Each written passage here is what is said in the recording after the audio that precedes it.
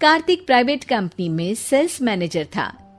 उसके माता पिता, पत्नी मीरा, बहन राधा और 2 बच्चे हैं। एक दिन मीरा कहती है, कार्तिक, बच्चों के स्कूल में एनुअल फंक्शन के लिए 2000 जमा करने पड़ेंगे। अरे अभी कुछ दिन पहले ही तो 10,000 जमा किए थे ना। हाँ, वो तो फीस और प्रोजेक्ट के पैसे जमा किए थे।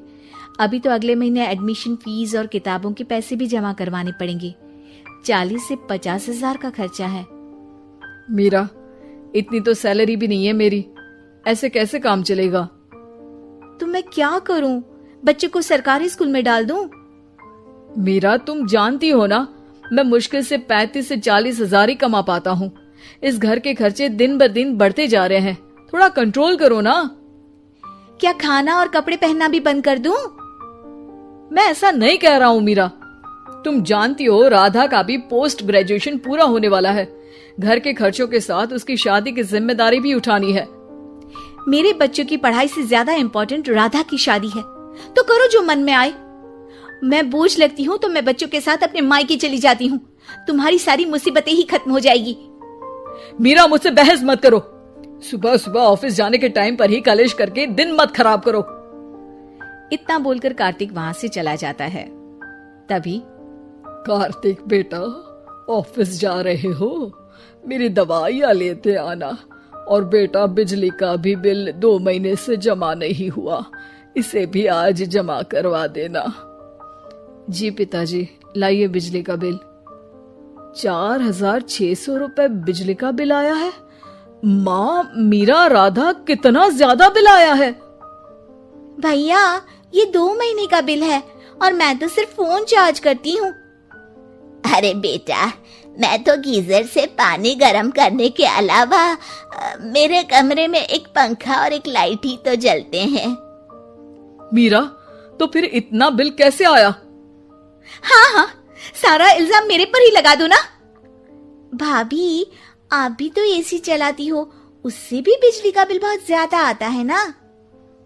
एसी मेरे मायके से आई है और वो भी अब सबकी आंखों में खटकने लगी है। मीरा, अपना मुंह बंद करो और आज के बाद तुम एसी नहीं चलाओगी।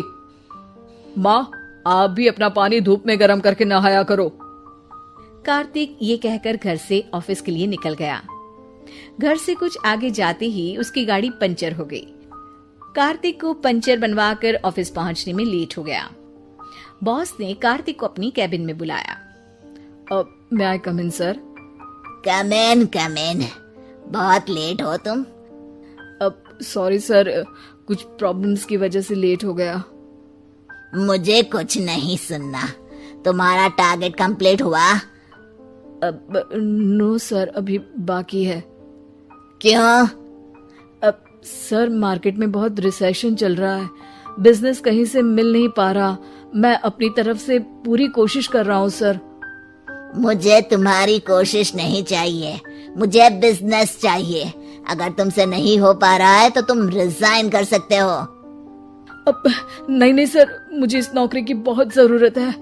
मैं अपनी फैमिली का सिंगल अर्निंग पर्सन हूँ। मेरी जॉब चली गई तो मेरी फैमिली प्रॉब्लम में आ जाएगी सर। इसका ख्याल तुम्हें रखना चाहिए। जाओ यहाँ से और बिना बिजनेस लाए मुझे तुम अपना मुंह मत दिखाना। कार्तिक बिजनेस की तलाश में इधर से उधर कड़ी धूप में सारा दिन भटकता रहता है और थका हारा जब शाम को घर आया। बेटा, मेरी दवाई ले आए और बिजली का बिल भर दिया। अब दवाई लाना भूल गया पिताजी, और बिजली का बिल जल्दी भर दूंगा। पर बेटा, याद से भर देना, वरना बिजली वाले बिजली काट कर चले जाएंगे। लीजिए पानी। बच्चों के एनुअल फंक्शन के लिए स्कूल में जमा करने वाले पैसे लेकर आए? अभी सैलरी नहीं आई है मेरा, और अकाउंट में ज्यादा पैसे भी नहीं बचे हैं। तो क्या बच्चों को स्कूल भेजना बंद कर दूं? बच्चे अगर इस साल एनुअल फंक्शन नहीं अटेंड करेंगे तो कोई पहाड़ नहीं टूट पड़ेगा। और अब तुम मेरा दिमाग खाना बंद करो। अरे, आप मुझ पर क्यों चिल्ला रहे हैं? कार्तिक गुस्से में घर से बाहर चला जाता है। अब मीरा रोने लगती है।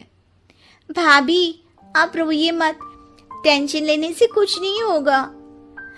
पर राधा, घर के भी खर्चे हैं, कार्तिक के गुस्सा करने से घर के खर्चे नहीं पूरे होंगे।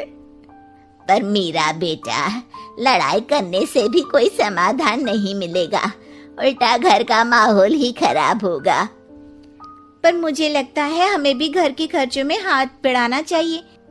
मुझे योगा सेंटर में जॉब का ऑफर मिला है, मैं कल से ही जॉब ज्वाइन कर लूंगी।